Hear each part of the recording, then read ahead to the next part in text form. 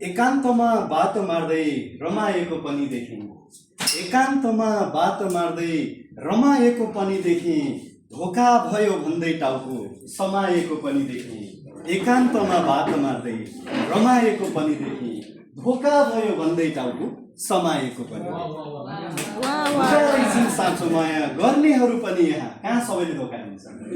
हुँदा रहेछन् साँचो माया गर्नेहरू पनि यहाँ। हुँदा रहेछन् साँचो माया गर्नेहरू पनि यहाँ। कतिले त घरजम जमाएको पनि देखेँ।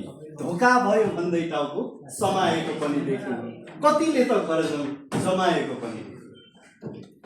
अन्धभक्त भइकन प्रेम जालमा फसेपछि कहिलेकाहीँ त्यस्तो पनि हुँदो रहेछ। मान्छे चाहिँ प्रेममा एकदमै अन्धो हुने के।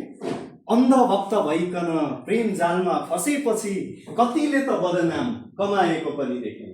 कतिले त बदनाम कमाएको पनि देखेँ। धोका भयो भन्दै टाउको समाएको पनि देखेँ। एकान्तमा बात मार्दै रमाएको पनि देखेँ। धोका पाई मनका पीडा पोख्छु भन्दै कागजमा।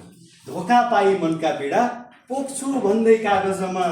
गजल लेख्न भन्दै कलम थमाएको पनि देखेँ। धोका पाएपछि मान्छेले गजल पनि लेख्न थाल्छ अरे। त्यसैले गजल लेख्न भन्दै कलम थमाएको पनि देखेँ।